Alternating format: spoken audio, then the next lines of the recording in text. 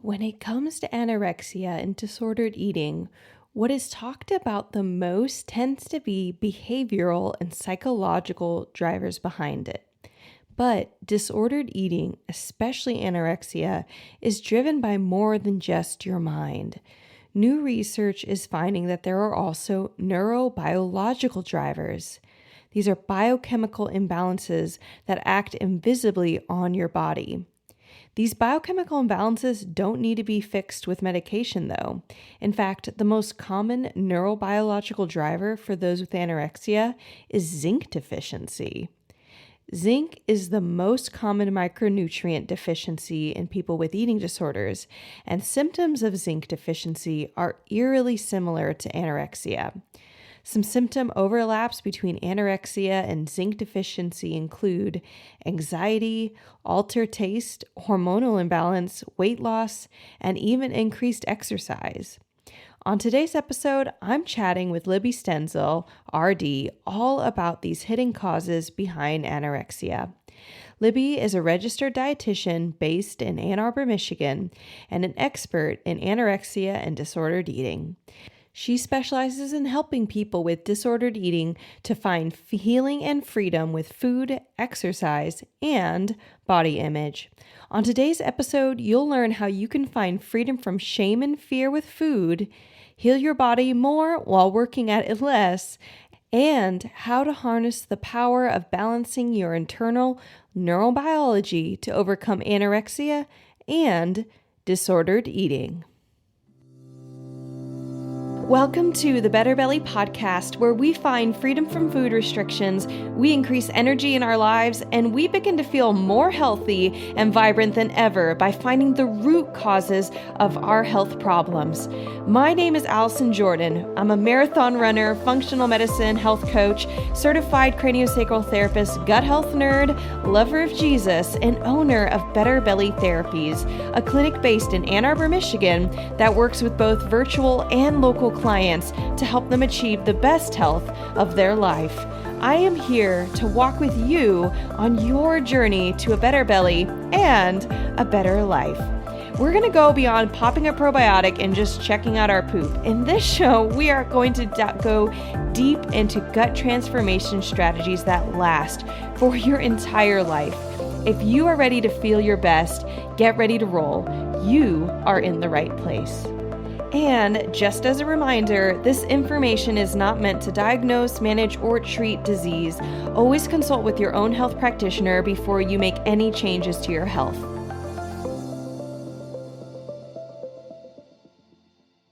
All right, guys. Well, today I'm so excited to welcome to the Better Belly podcast my friend and registered dietitian, Libby Stenzel. Libby, welcome to the Better Belly podcast. Thanks so much for having me, Allison. I'm excited to be here today. Awesome. So one of the reasons, guys, that I wanted to have Libby on the show today is because Libby is very passionate about something that I've gotten questions about a lot. I'll get emails and DMs about this, and it is something that I don't specialize in quite enough, but it's something that is really, really relevant to anybody who's struggled with gut health problems and just like difficulties with food. And that is eating disorders, or at least an uncomfortable relationship with food, on that being like a spectrum of things. I imagine you're going to be talking with us about Libby. So Libby specializes in this. She's a registered dietitian. She struggled with eating disorders herself. And actually, I'm going to cut that out and just say, Libby, what brought you to this place in? Sorry, I'm rehashing a question that I usually ask, but Libby, why do you do the work that you do? Yeah, so a lot of my motivation for working with eating disorders and any form of disordered eating, like Allison mentioned, it's really a spectrum. Even if someone hasn't necessarily been fully diagnosed with an eating disorder, they can still experience a really distressing relationship with food, exercise, and their body.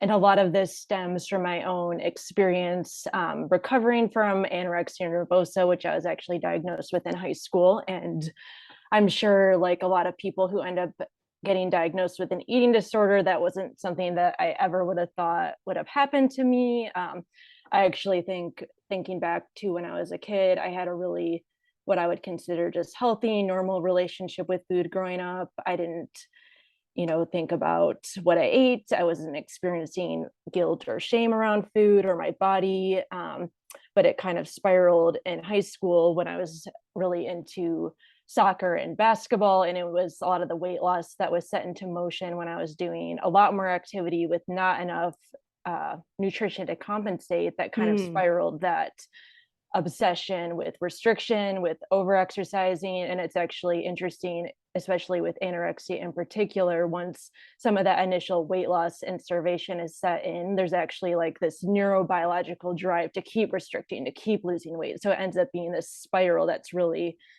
difficult to get out of. So, anyways, to answer your question, a lot of that experience was just so transformative and life changing for myself that I wanted to help other people experience healing and freedom themselves. right. And Libby, I've known you since before you were specifically a registered dietitian, but you've been passionate about people having healthy bodies for a long time. Like you've been a big advocate for yourself, but then also for other women that you've had in your life that you've mentored and been able to speak into their lives. And so it's really exciting that you're doing this. And one thing that you said just now is you use this term neurobiological drive.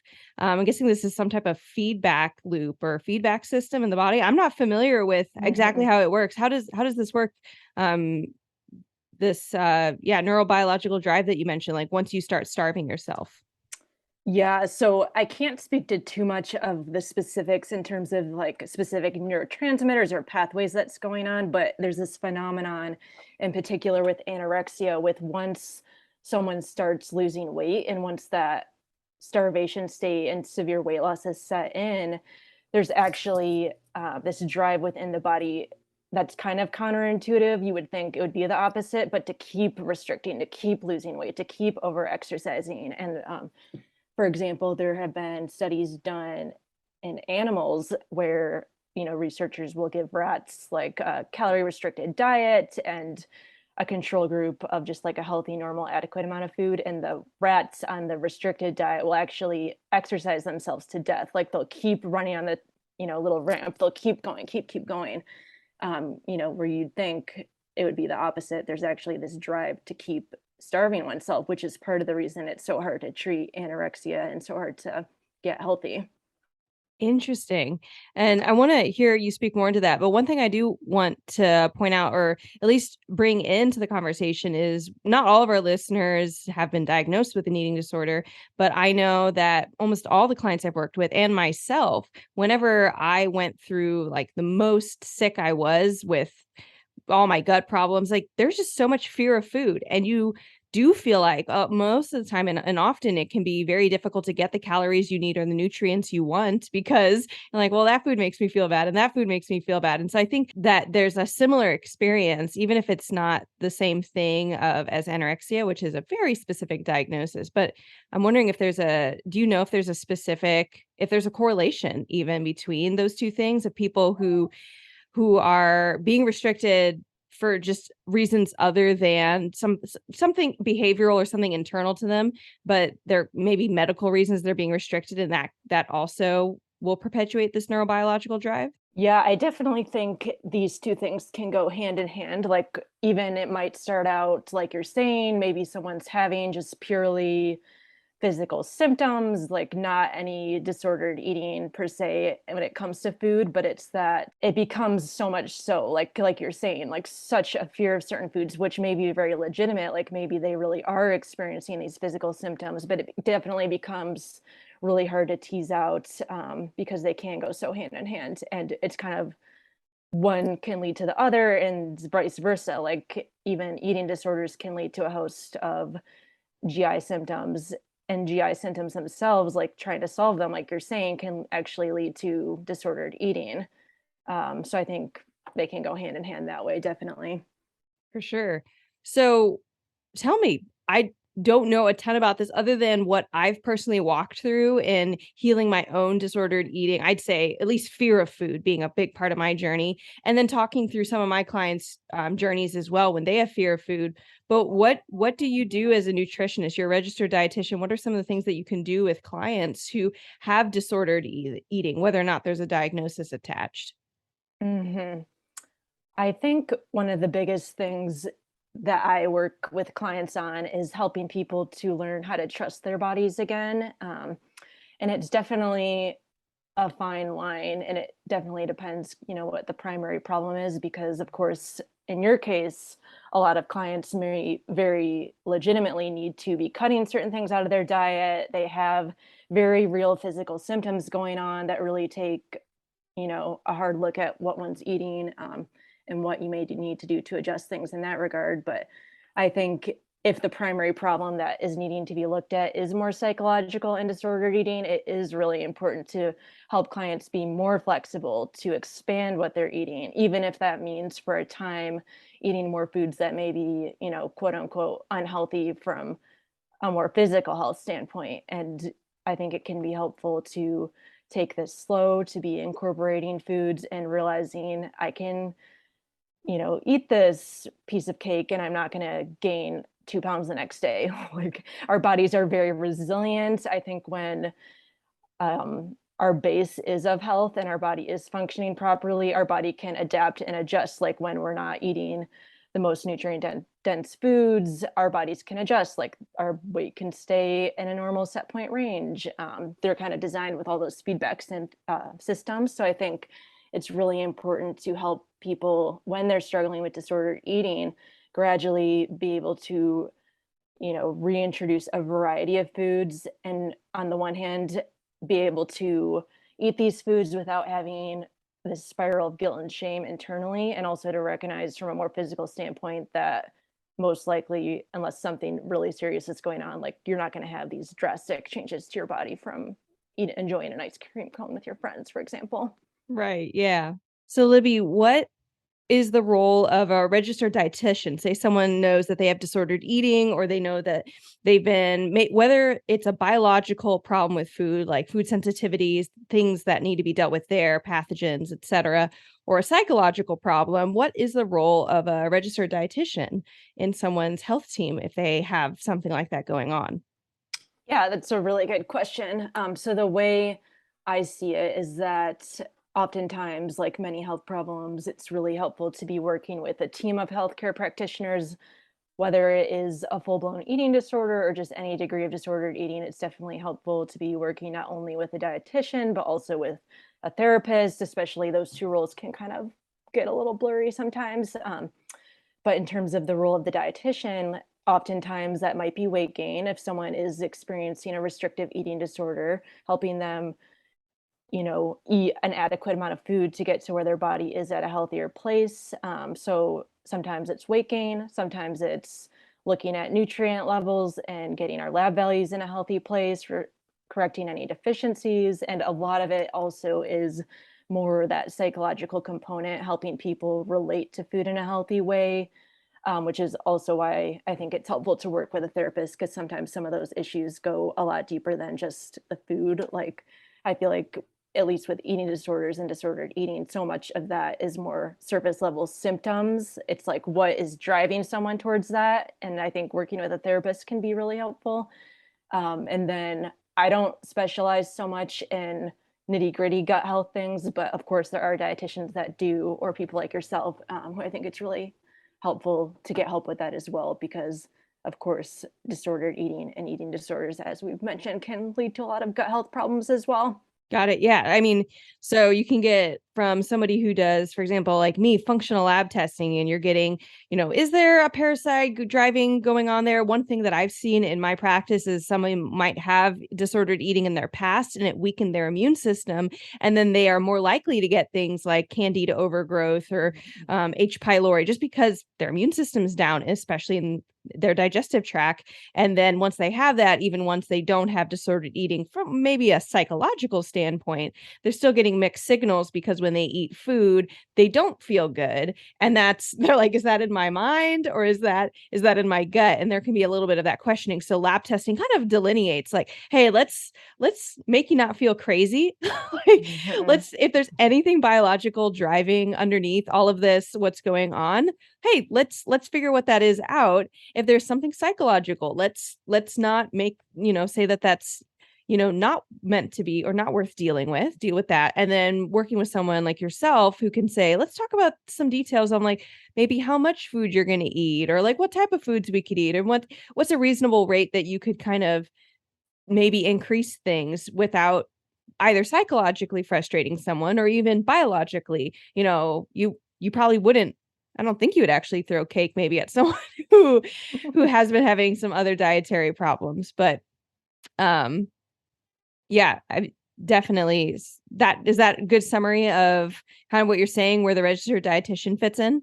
Yes, and I like how you brought in the functional medicine and lab work piece because that's also something I'm really passionate about and think is really important because an eating disorder, like thinking about anorexia or bulimia, binge eating disorder, or any degree of disordered eating, is going to wreak so much havoc on the body and be such a traumatic experience for the body that even if someone is weight restored and relating to food in a healthy way, there can still be these lingering underlying problems that I think getting more lab testing, taking a more functional medicine approach can be really key in to really resolve those underlying problems.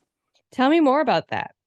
I think when I think about functional medicine, it can be such a helpful tool, not only in eating disorder prevention, but also, like I mentioned, recovery, because there are, from what we know in research, just a lot of underlying biological imbalances, even nutrient imbalances, gut health imbalances that are factors for eating disorders. So I think if functional medicine was more common and people were getting those corrected earlier, that could even help to some degree prevent problems like disordered eating.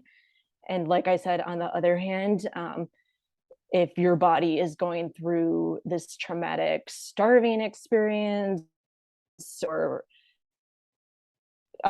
binge eating and purging or any amount of restriction, that can also lead to gut health imbalances, nutrient imbalances, and like I said, even if one is weight restored, those can still linger on for years and years and years. And you might not ever know about it unless working with someone like yourself who can really dig deep and help figure out what's going on. Yeah, no, I've heard you talk about this a lot before. What are some of the symptoms that someone might experience if, they have normal weight, maybe someone's like they feel cleared, maybe they don't even have a diagnosis anymore for an eating disorder, or they don't feel anxiety with food, but what might be some of the symptoms that might not get flagged by other practitioners that they could be looking out for that might suggest there's more healing to be done? Mm-hmm. So, a lot of times, even after those main marks are hit, GI problems can still persist: constipation, bloating, gassiness, abdominal pain, early satiety. And even once, let's say, someone lost their period and they're menstruating normally, they might still have a lot of hormonal imbalance symptoms. They might still have really bad acne and, hair symptoms and a lot of anxiety and depression. And as you talk about how huge the gut is for that, and just, there's so many imbalances that could still be going on that could really need addressing.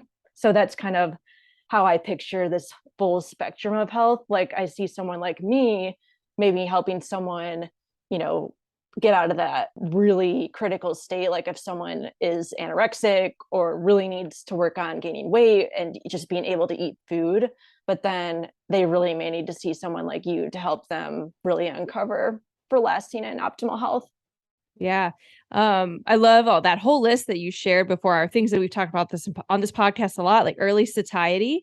And that can be a problem you deal with whether or not you had an eating disorder, but early satiety is often caused by low stomach acid. And so you put food into the stomach's like, well, I can't eat this, or even sometimes motility problems, which is a central nervous system thing.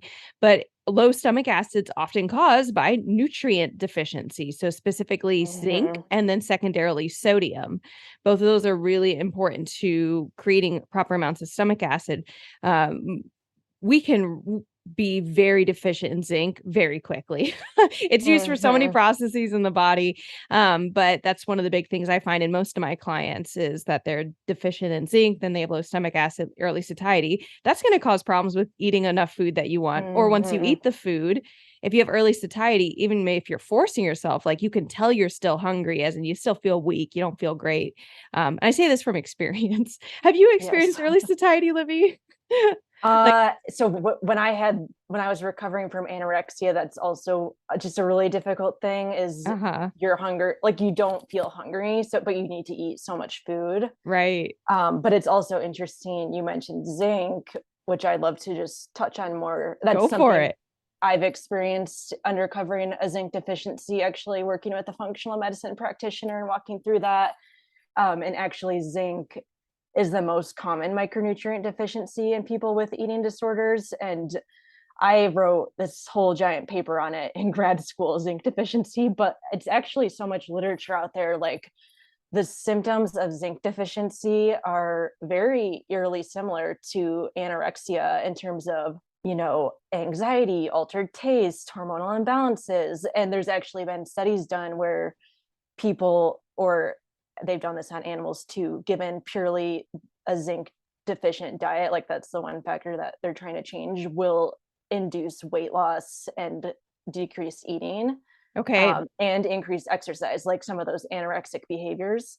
And then a lot of studies have been done where the variable being tested is giving someone a zinc supplement, and that actually helps a lot with weight gain and better outcomes in eating disorder recovery. So I just think zinc is fascinating, and I'm sure a lot of it has to do too with what you were saying about just the acid in the stomach and zinc's Yes. role there and early satiety. Like now that you mentioned that, and I know you have the episode on zinc and its role with that makes a lot more sense too. We have several. I will link them in our show notes so that people can listen to it more. And I didn't know you did a whole research thing on zinc. I didn't know that it was so interesting to the kind of disordered eating community too. But yeah, I mean, zinc is a deficiency. I haven't seen any research on this, but I will be bold and say I have a personal opinion slash theory that zinc deficiency also is running post COVID or current COVID. Like when someone gets it, that change in taste. So zinc rules our taste, but it also zinc deficiency can cause a lot of skin problems. So I get clients who come in with dry skin, flaky skin, acne, eczema, psoriasis. A lot of that will improve at the same time of them being able to absorb zinc. And one of the catch 22s, which I do talk about in our zinc podcast episodes, is that you need stomach acid to absorb zinc. So Mm-hmm. that's another thing. Even if you've been eating foods with zinc or taking like a multivitamin that has zinc in it, a lot of times you really want to make sure that you are also doing something to augment stomach acid. It's another problem if you have acid reflux and then someone gives you a proton pump inhibitor or something, an anti-acid medication of some sort, and you also have eating problems and you have bloating and all this stuff and you have skin problems and you're just zinc deficient. But I mean, that gets into the whole stomach acid, zinc, early satiety, acid reflux, big weave, or big connection thing. And it can sound really messy, but the cool thing is you solve zinc and stomach acid and it like all goes away. Mm-hmm. So that's crazy. Do you have anything else that you want to add that I feel like sometimes as we talk, more things come to mind? Anything else on zinc? I think it just highlights even more why I think it's so helpful to have more extensive like lab testing done, like both in general slash maybe when one's recovering, because like zinc alone could make such a huge difference. And I know, like thinking about me, that was never something that was tested when I was healing. But then years later, when I was still having symptoms and was taking a more functional medicine approach, that was something that was uncovered. Like it was really, really low. And it probably had been that way for years. And I've been able to correct that. But it's not like it's something that we can fix and can make a huge difference in one's mental and physical health. Yes, and it's totally testable. You can even do it with blood tests if you know what you're looking for. There's a specific. I'm just throwing this out there just so people feel encouraged. But if you ever get blood work, ask for alkaline phosphate. Alkaline phosphate cannot be made in the body without zinc. So if it's low, which is low on a ton of people, at least the clients that I work with, it's a huge indicator that it's low zinc. It's not like a 1-to-1 to zinc, but it's it's if it's low, there's a really high likelihood that you have low zinc too. So Mm-hmm. it's like totally there, and that's blood work that is in, or at least it's considered one of the markers that is one of the most common pieces of blood work we'll get. It's often ignored by doctors if they're not looking for something specific in you, but it's in the comprehensive metabolic panel, which is a very basic blood work that you can get run. So it's not even like super weird. It's something that doctors can run. They just need to be knowing what they're looking for. I'm throwing that out there just for people, just so you know, it's not super hard to get zinc or get a baseline level on zinc. And then one other thing I'll even share just for people if they're like, is there anything I can do, without going to a doctor? There's actually a product called Zinc Tally. You can buy it on Amazon, and it's created by a doctor who wanted people to be able to just get a real quick baseline understanding of what their zinc levels might be. And it's a taste test. And it's just this little clear liquid that you just put a little bit on your tongue. And if you don't taste anything, then you are likely to be zinc deficient. It's not the same as like a blood test or something. But if it tastes like a mouthful of copper pennies, you have good zinc. And usually if you're somewhere in between, you might get like a delayed flavor to it. But we'll put a link in the show notes as well for Zinc Tally, because that's always a fun little science experiment as well. Mm-hmm. My clients love using it as they're trying to measure their progress of their zinc, and it's really good feedback of like, I can taste something now, Allison. So that's that. I will end that on our zinc conversation. But what I'm interested in you telling us about next, Libby, is how did you get involved in functional medicine yourself? If it's, I mean, it sounds like you had this delay, like you kind of were like, okay, don't have anorexia anymore. I don't maybe feel like I've disordered eating, or at least, I've got good weight, I've got good markers there, but you were having these ongoing symptoms. How did you even know to look for functional medicine? How'd you find someone? What was that journey like Mm-hmm. for you?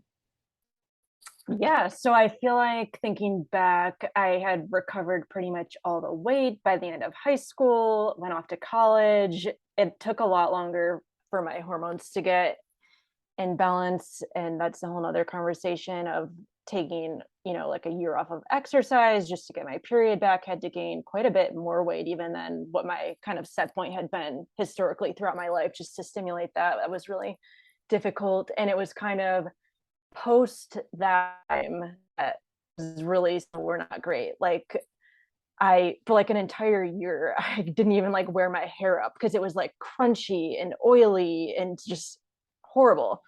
And I had so much acne, like worse than it's ever been in my entire life. I just knew things did not feel right, but I felt like I would try to go to the OBGYN or an endocrinologist, and I know they're very helpful for certain issues, but I felt like they weren't giving me any of the answers that I had, or it was kind of like, here's birth control to like help with your hormonal symptoms. Like, Right, no, that's not right. helpful. It's just, a band-aid. So anyways, I just remember somehow stumbling, and this was back in like 2014. I feel like functional medicine is more commonly known now. Maybe it was back then, but I had never heard of it. And somehow I found someone in the Metro Detroit area that I started working with, and we got a lot more, like way more extensive testing done, showing crazy abnormalities. And like, it was very validating that like I'm not crazy. And this makes sense why I'm having all these symptoms. So yeah, I did a lot of work with this practitioner, and then unfortunately had to take a break from that and ended up going to the Cleveland Clinic, doing more work there with functional medicine team there. That was another like level of help. So it was kind of like you said, I got out of the total danger zone with like the weight recovery and normalizing my relationship with food, and I didn't feel like that was an issue, but I think that caused a lot of damage. And I think there were issues probably present before any of that maybe even were a factor, even if it was a small one, as to why that ever happened in the first place. Why you ever got the eating disorder, you Mm-hmm. mean? And are you and that was actually something that, in our conversation, even before starting this podcast episode, you'd been talking about underlying contributing factors to eating disorders. And I was I was like, what is that? I really wanted to ask you about that. And now that I'm recalling it, you actually said zinc deficiency would kind of just cause this not eating enough and then over exercising. I'm guessing that's what you're referring to. What is there anything else that can be have been found to be contributing factors that would lead someone into disordered eating? Definitely a whole host of things that could be a Oh, whole podcast oh my episode. But goodness. Tell us I mean, some. in terms of there's biological factors, which definitely zinc deficiency is one of them, gut imbalances, issues with processing of neurotransmitters like serotonin, dopamine, all those types of things. So I feel like there's the biological, there's the genetic, like in researching prior to this podcast, for example, like with the MTHFR gene mutation, there's been research out there that studies have shown that people with anorexia are 3 times more likely than controls to have at least one of the genetic mutations for that. And that's something that I Interesting. have. And Interesting. there's I the whole, hadn't all heard the that yet. psychology, yeah, all the personality traits, family issues, social issues. There's just so many factors, but a lot of it is actually biological. And that's kind of going back to what we started out this podcast with. I think it's this whole soup of biological factors that end up with this neurobiological drive to keep restricting, keep overexercising, like the rats that are zinc deficient and kill themselves by running on a little treadmill. It's like, what happens when you, I don't know, end up having anorexia through some weight loss? Wow. And it's like, that's why anorexia is the mental illness with the highest mortality rate, because you don't realize you have a problem and you're biologically driven to keep doing it. Wow.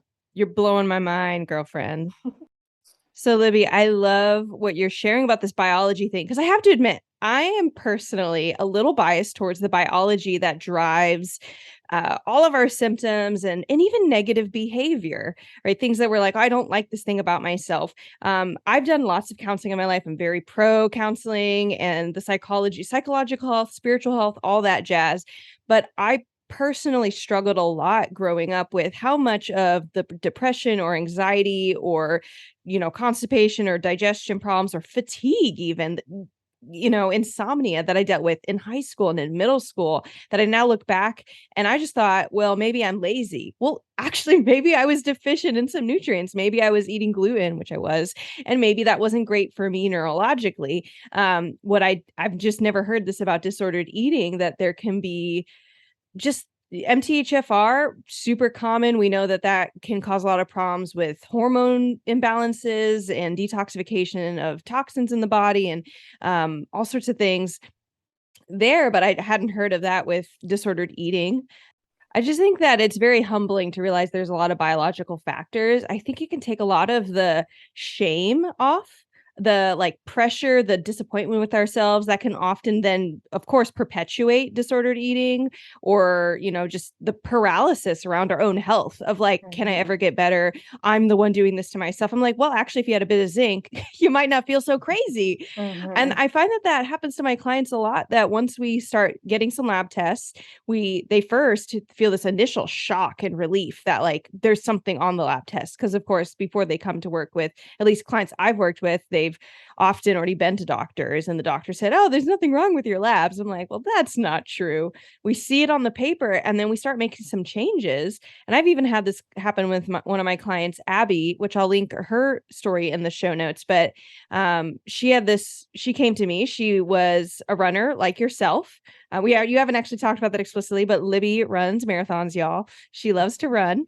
Um, but I had another client. She ran ultra marathons. She's a business owner, like really, she's got a good, strong will, right? Like she doesn't have problems with getting things done, but she was having problems with sugar cravings and she was just eating like bags of gummy bears and all this stuff. She's like, Allison, I don't know why I do it. And when she wanted to hire me, she said, okay, Allison, I want you to keep me accountable. Like just make sure I don't eat the gummy bears and the ice cream and all these other things. And I said, I'm not going to do that. And she's like, no, Allison, I need you to do this. And I said, I actually don't need to. We're going to fix whatever's biologically going on. I had theorized that she had a food sensitivity and some microbiome imbalance driving it, based off of some symptoms of like her cravings would come after she would eat breakfast, for example, which is felt super random. But I was like, I bet there's foods in your breakfast you're eating that's making your microbiome go a little crazy and then causing cravings, because your microbiome can actually send hormone signals to the gut lining, the wall of your gut, and say, hey, we want more sugar. Well, we interpret that, of course, as I want more sugar.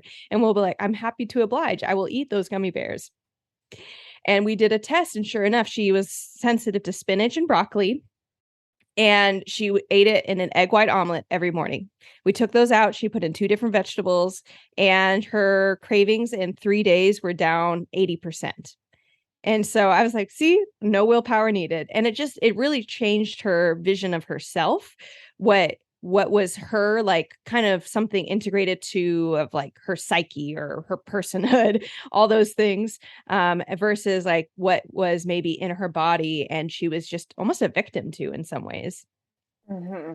And I think that's huge what you're saying. Like, once we can understand more of the biology and the reasons why something may really actually be driven in that way from a biological standpoint, it can take so much of the shame out and be so helpful in really healing from that and focusing on fixing those biological factors, which then in turn can really help with everything else that's going on. Yeah. No, that's great.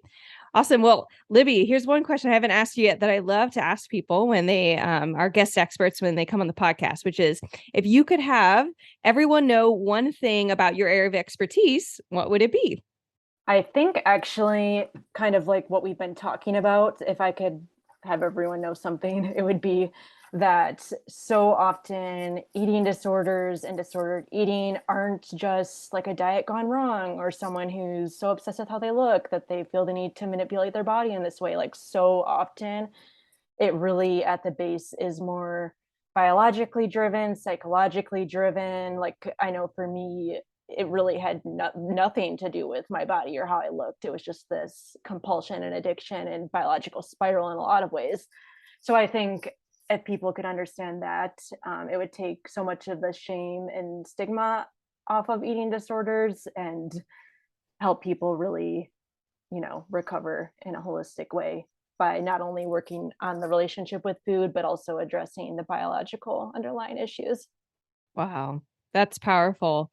Guys, I did not know this is how this podcast episode was going to go. I mean, I knew it was going to be great, but I feel like I'm having a lot of ahas about my own experience with my health and wondering if I like at the worst part of it, I was like, do I have disordered eating? Like, do I, because, I was trying to should I be going to a therapist about this? Not that it would be a bad idea, but then also just thinking about how, I mean, yeah, disordered eating and health problems just can often go hand in hand. It's almost like its own symptom. Mm-hmm. It's like it's not I mean, it can cause plenty of problems, but it's in some ways it's a symptom. It's an outcome of a potentially of just a biological factor.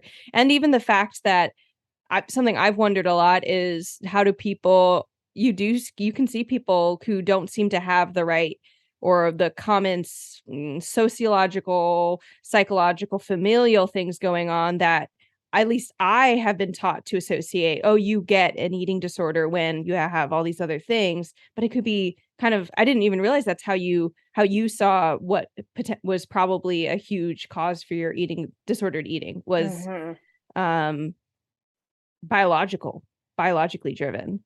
Yeah, and if anyone's interested, I would highly recommend on this topic. There's a book called Decoding Anorexia by Carrie Arnold, and Yeah. it goes very in depth into more the nitty gritty of these biological processes. And I read that just like a year or two ago, and that honestly was so helpful for me because, like I said, like somewhat it made sense in my head like why I ended up developing that, but it was also like, how on earth did that happen? But reading that book really really allowed me to make more sense of it. Like, oh my gosh, like this makes so much sense from a biological standpoint, like how that could happen when you weren't necessarily like trying to lose weight or paranoid about how you looked, like people often think with eating disorders. So yeah, I think like you're saying, there's often so much going on biologically with whether that's gut health, eating disorders, and I think it's tricky to tease apart because it does often, like, our biology influences our psychology and vice versa and all of that. So it's definitely Right. very complicated, but Right.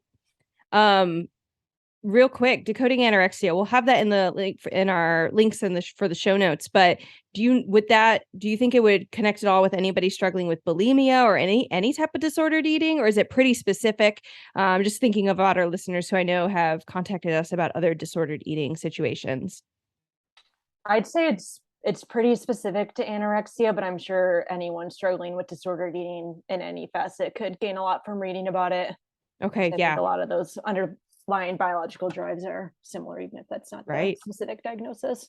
I know. I kind of want to read it now.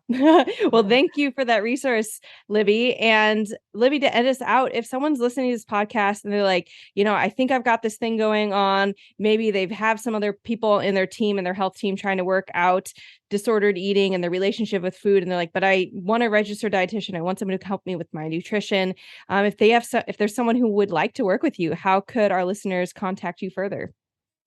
Yeah. So you can find me on Instagram at Libby Stenzel Nutrition, or the best way to connect with me is through my blog. It's called Everyday Chocolate. And on my blog, I have a link to my Work With Me page, my practice, which is Libby Stenzel Nutrition. So, yeah. Awesome. Well, Libby, thank you so much for coming on to the Better Belly podcast. We will put all of your contact information in the show notes, nice and easy. And thank you so much for sharing your time and your expertise and your passion and some of that interesting research and information on disordered eating and just helping give hope to people who are perhaps going through some of those experiences themselves today. Definitely. Thanks so much for having me, Allison. All right, guys. Well, I hope you enjoyed that podcast episode. Just want to make a quick note before we move further in our notes. I made a pronunciation error in the marker that you're going to want to find in blood work. I said alkaline phosphate. That is not a thing. You want to be looking for alkaline phosphatase. That's alkaline phosphatase. Well, if you would like to connect with Libby, again, I highly encourage you to go and check the link in our show notes. Check out our website, check out our Instagram profile with Libby Stenzel Nutrition, and you can connect further with her there. But if you have an eating disorder and have had it in the past, but you feel like you have ongoing symptoms haunting you despite having a better relationship with food, I would love to help you. You can sign up for the Foundations Program waitlist by going to betterberrytherapies.com/waitlist or by clicking the link in the show notes. In the Foundations Program, I use 4 key foundational functional lab tests where we get to look what's going on in the hidden, invisible insides of your body. You get a 6-month customized health plan, 6 months of monthly coaching calls with me, and a changed life. So if you are ready to just rehaul your entire health and heal from even old wounds and old sicknesses and injuries in the past, then I would love to work with you. Again, go to betterberrytherapies.com/waitlist or click the link in the show notes. If you are new to the Better Belly podcast or have been listening for a while and haven't subscribed yet, I want to encourage you, subscribe. We have even more awesome episodes coming up. Subscribe so you never miss a beat. And if this episode made you think of somebody, take a screenshot and share it with that friend. I cannot count how many times when I tell someone I'm a gut health therapist that they say, "Oh, I know someone who needs you." So send that friend a love note to their gut and do us a favor and pass this podcast along to them. Other ways you can stay in the flow with us is by following us on Instagram at Better Belly Therapies. I love connecting with our listeners there, and it means so much if you drop by and said hi. And lastly, if this podcast has blessed you in this episode or any other episode, I want to invite you to leave a rating and review. Leaving a rating and review is a wonderful way for other people just like you to find this podcast episode. So head on down to Apple iTunes or Spotify, give us a little rating, and we will see you next week.